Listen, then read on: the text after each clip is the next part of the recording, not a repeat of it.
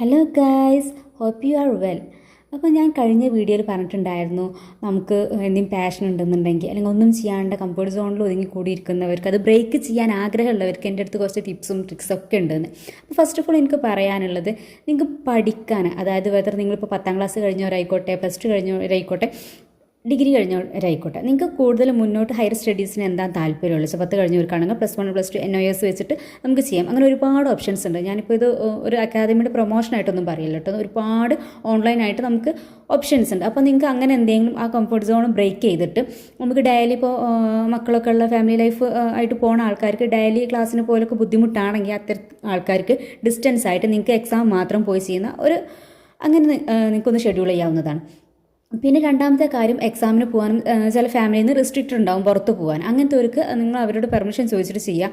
നമുക്ക് ഈ ക്രാഫ്റ്റൊക്കെ പാഷനുള്ള അല്ലെങ്കിൽ ടൈലറിംഗ് ഒക്കെ പാഷനുള്ളവർക്ക് ഒരുപാട് കോഴ്സസ് ഓൺലൈനായിട്ട് ഉണ്ട്. അപ്പോൾ നിങ്ങൾ ഏതാ നിങ്ങൾക്ക് ആപ്റ്റ് ആയിട്ടുള്ളത് വെച്ചാൽ നിങ്ങളത് സെർച്ച് ചെയ്തിട്ട് നോക്കിയിട്ട് ചെയ്യാം.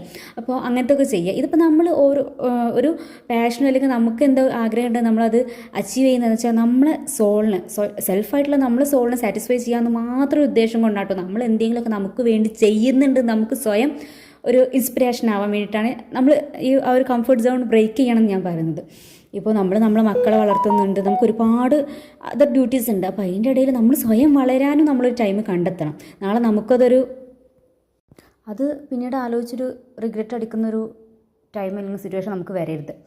ഇപ്പോൾ ചെറിയൊരു കംഫർട്ട് സോൺ ബ്രേക്ക് ചെയ്യാനുള്ള ഒരു ലേസിനെസ് അല്ലെങ്കിൽ മടി വിചാരിച്ചിട്ട് നമുക്കൊരു ചാൻസാണ് നമ്മൾ നഷ്ടപ്പെടുത്തുന്നത്. അത് നമുക്കൊരു വലിയൊരു ഏണിങ്സ് അങ്ങനെയൊന്നുമല്ല ഞാൻ പറയുന്നത്. അങ്ങനെ താല്പര്യമുള്ളവർക്ക് അതും ചെയ്യാം കേട്ടോ. പക്ഷെ നമുക്ക് എന്തും വേണ്ടി നമ്മൾ ചെയ്യണം എന്നുള്ളൊരു അങ്ങനെ ചിന്ത ഉള്ളവരോടാണ് ഞാനീ പറയുന്നത്. അതിന് ഒരുപാട് റിസ്ട്രിക്ഷൻ ഉണ്ടാവും. നിങ്ങൾക്ക് ആർക്കും ഒരു കാര്യം സ്മൂത്തായിട്ട് നടക്കില്ല, ഒന്നും ഈസി അല്ല. എല്ലാത്തിൻ്റെ പിറകിലും ഒരു എഫേർട്ട് ഉണ്ട്. ഇപ്പോൾ എൻ്റെ കേസിലായിട്ടുണ്ടെങ്കിലും ഞാൻ കല്യാണം കഴിഞ്ഞ് പഠിപ്പൊക്കെ നിർത്തിയിട്ട് 8 വർഷത്തിന് ശേഷം വീണ്ടും സ്റ്റാർട്ട് ചെയ്തൊരു ആളാണ്. അപ്പോൾ എല്ലാവർക്കും അതിൻ്റേതായ ബുദ്ധിമുട്ടുണ്ടാകും. നമ്മൾ കുറച്ച് എഫേർട്ട് എടുക്കാൻ തയ്യാറാവണം.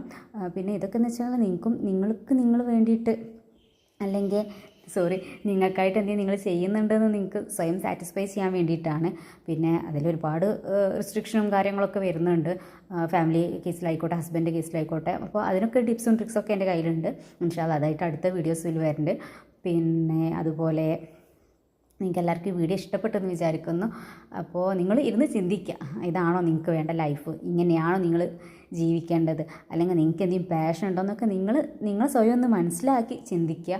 നിങ്ങൾക്ക് വേണ്ടി നിങ്ങൾ എന്തെങ്കിലുമൊക്കെ ചെയ്യുക. വെറും നമ്മളിപ്പോൾ ഇവിടെ ജനിച്ച് ഇവിടെ മരിച്ചതിൻ്റെ ഇടയിൽ നമ്മളെന്ന ജന്മം കൊണ്ട് നമുക്കൊന്നും നേടാൻ കഴിയാത്തൊരവസ്ഥ വരുത്തരുത്. നമുക്ക് മക്കളെ വളർത്തലും അതുപോലെ വീട്ടിലത്തെ